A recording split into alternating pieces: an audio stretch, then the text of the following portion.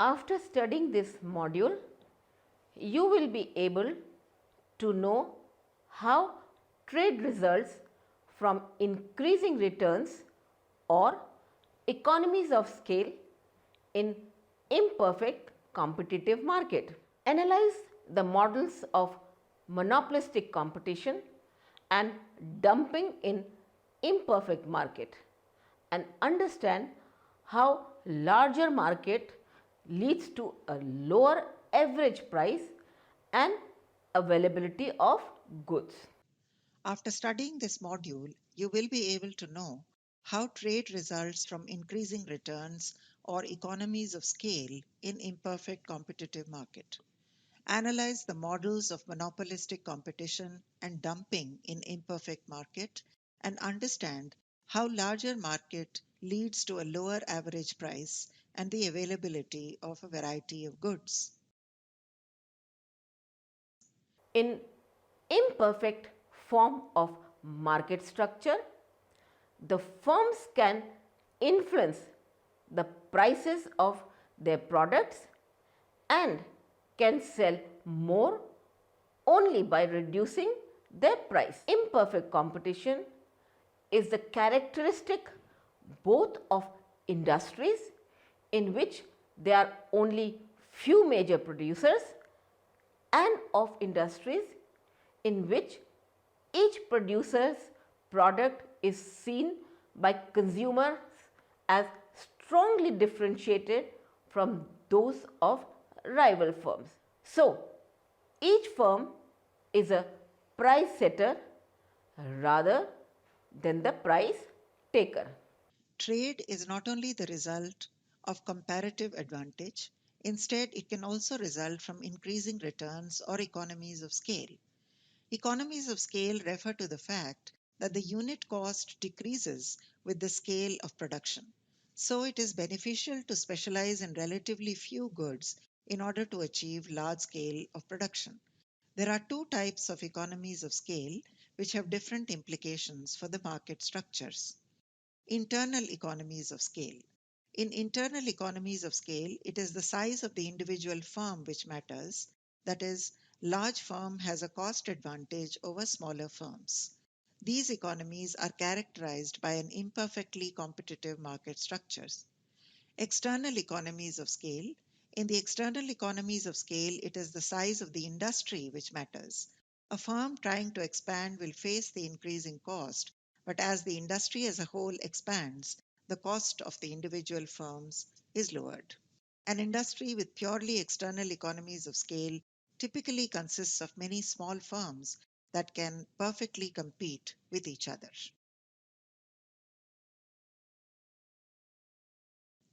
In imperfect form of market structure, the firms can influence the prices of their products and can sell more only by reducing their price.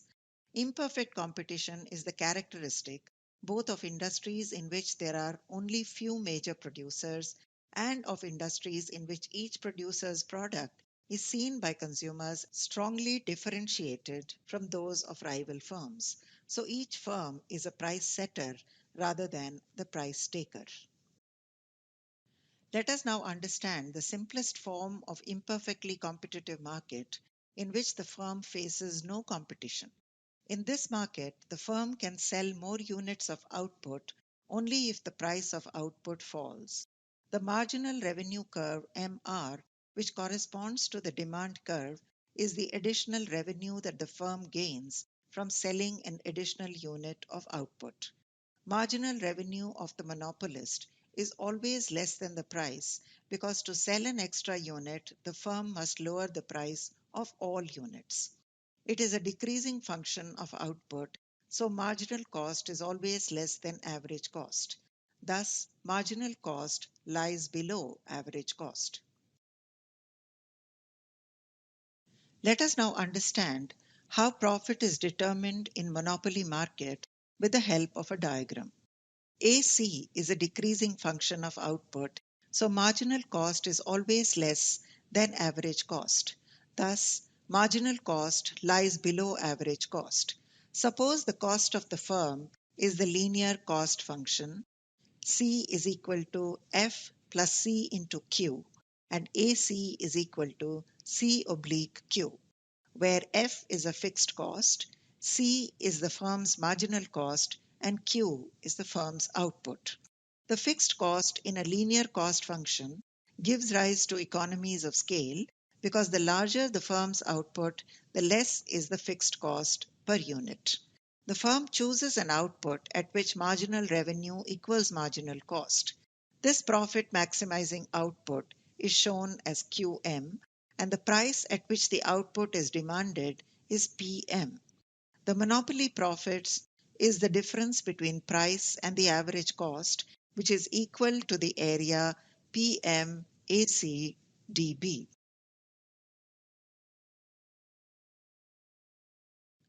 The relationship between marginal revenue and price depends on two things: sales of the firm.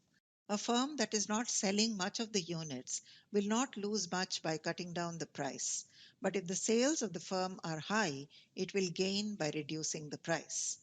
Slope of the demand curve.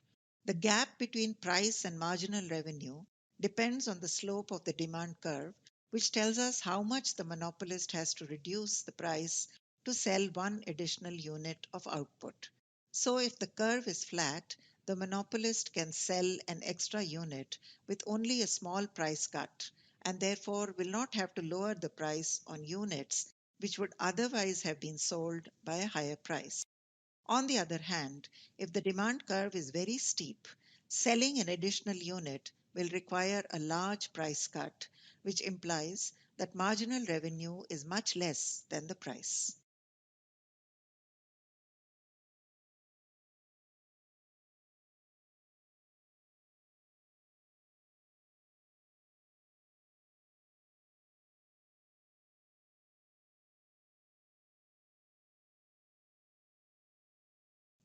Pure monopoly is rare in practice. A firm making higher profits attracts competitors. The market structure that is more common to industries and characterized by internal economies of scale is oligopoly. The analysis of the oligopolistic behavior is complex because the pricing policies of the firms are interdependent. So, we will here analyze a special case of oligopoly, that is, monopolistic competition. The monopolistic firm has two key assumptions. One, firms can differentiate their products from that of their rivals.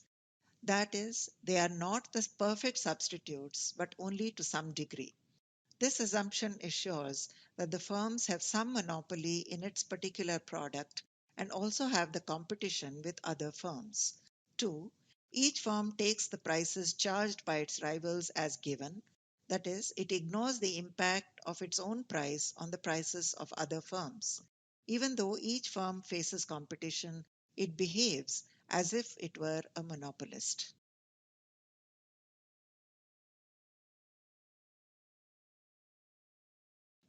The monopolistic competition model explains how economies of scale can give rise to mutually beneficial trade. To model the behavior of this monopolistically competitive industry, we assume that all the firms in this industry are symmetric, that is, the demand function and the cost function are identical for all the firms, even if they are selling differentiated products. To determine the equilibrium in the monopolistic market, we need to determine the number of firms, that is N, and the price they charge, that is P. It involves three steps. Determine the relation between number of firms and average cost of a firm, the number of firms and the price, and the equilibrium number of firms. Gains from integrated market. International trade allows creation of an integrated market that is larger than any one country's market and thus makes it possible simultaneously to offer consumers a greater variety of products at lower prices. Economies of scale and comparative advantage. In the monopolistic competition model, trade may be divided into two kinds: that is intra-industry trade and inter-industry trade. The two-way trade in differentiated products within an industry is called intra-industry trade, and the trade that exchanges the products of one industry for the products of another industry is called intra-industry trade. Reflects economies of scale, whereas inter-industry trade reflects the comparative advantage. In the figure, we have taken costs and prices in the y-axis and the number of firms in the x-axis. The industry is summarized by two curves. The downward sloping curve BB shows that the more the number of firms in the industry, more competition will be there and hence price will be lower. The upward sloping AA curve tells us that the more the number of firms in the industry, the more will be the average cost. The equilibrium point is where the two curves intersect at point E, corresponding to the number of firms N1. Their profit maximizing point is P1, which is exactly equal to its average cost AC1. Now suppose the number of firms is less than N1, that is N, then the price charged is P and the average cost is AC. So the firm is making the monopoly profits. Conversely, if the number of firms were greater than N1, that is N2, then the firm would charge price P2, while average cost would be AC2 and the firm would be suffering losses. So the firms will enter the industry when it is profitable and will exit when they are suffering losses. In perfectly competitive market, the important consequence for international trade is that the firms do not necessarily charge the same price for the goods that are exported and those that are sold to domestic buyers. The practice of charging different customers different prices is called price discrimination. The most common form of price discrimination in international trade is dumping. Dumping is a pricing practice in which a firm charges a lower price for exported goods than it does for the same good domestically. Let us now understand the welfare implications of monopolistic competition and trade. In this market, due to economies of scale, the country can specialize in producing a narrower range of products than it would in the absence of trade. So trade offers an opportunity for mutual gain even when the countries do not differ in their resources or technology. An increase in the size of the market allows each firm, other things being equal, to produce more and thus have a lower average cost. In the figure, the equilibrium point is at E with price P and the number of firms N. An increase in the size of market shifts the AA curve down to AA1 and has no effect on BB curve. So the new equilibrium point is E1. The number of firm increases from N to N1 while the price falls from P to P1. So at new equilibrium, consumers get a greater variety of products at a lower price. Let us now understand dumping with the help of a diagram. It shows an industry in which there is a single monopolistic domestic firm. The firm sells in two markets, domestic market and an export market. The domestic market demand curve is shown by DM.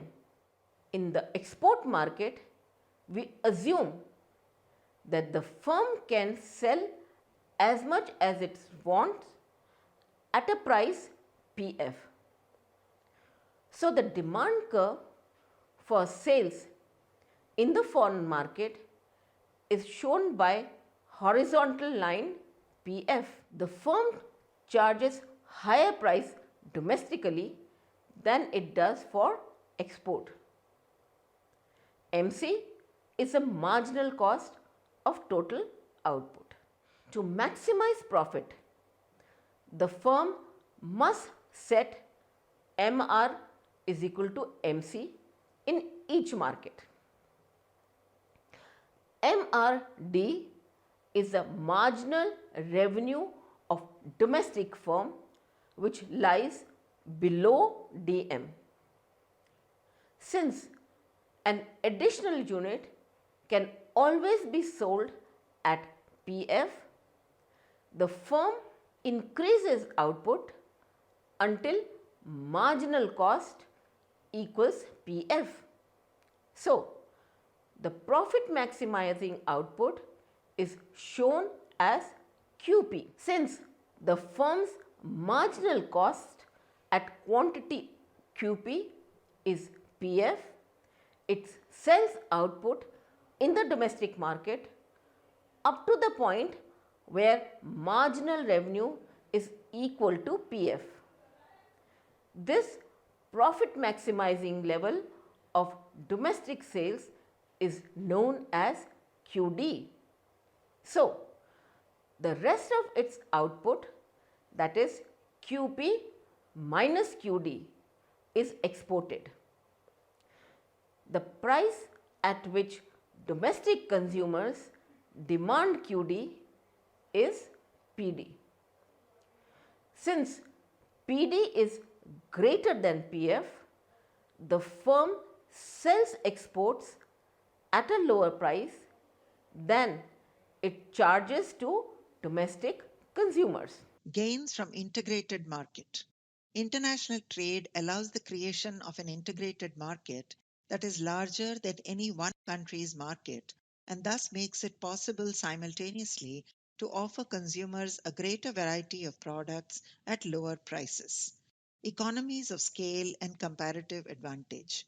In the monopolistic competition model, trade may be divided into two kinds, that is, intra-industry trade and inter-industry trade.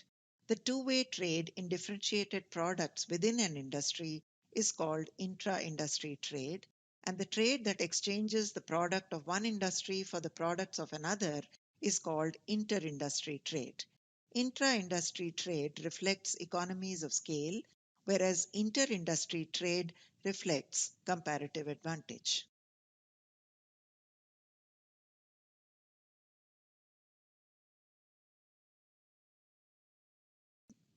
In imperfectly competitive market, the important consequence for international trade is that the firms do not necessarily charge the same price for the goods that are exported and those that are sold to domestic buyers. The practice of charging different customers different prices is called price discrimination. The most common form of price discrimination in international trade is dumping.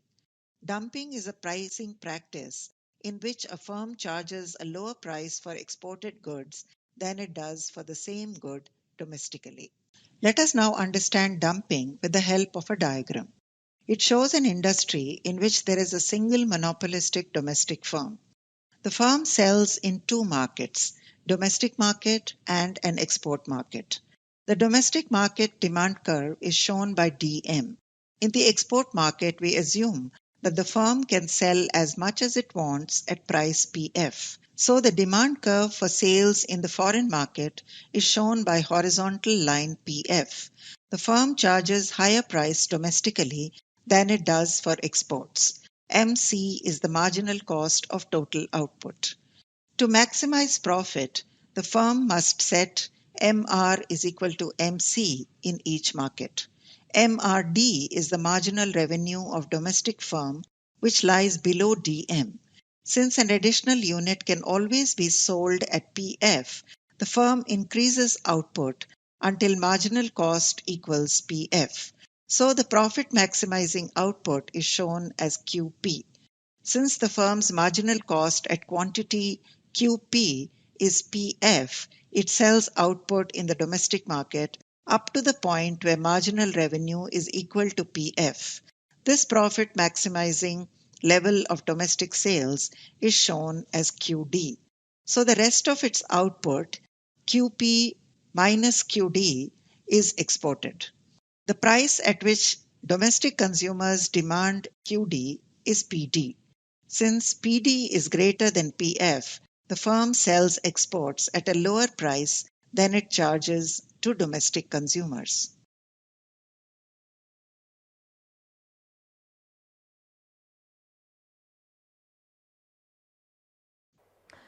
Let us now summarize what we have learned in this module. The trade is not only the result of comparative advantage, it is also results from increasing returns and economies of scale. With monopolistic competition, each firm has some monopoly power due to product differentiation, but must compete with other firms whose prices are believed to be unaffected by each firm's actions. Monopolistic competition allows for gains from trade through lower costs and prices as well as through wider consumer choice. Dumping may be profitable strategy when a firm faces little competition in its domestic market and faces heavy competition in foreign markets.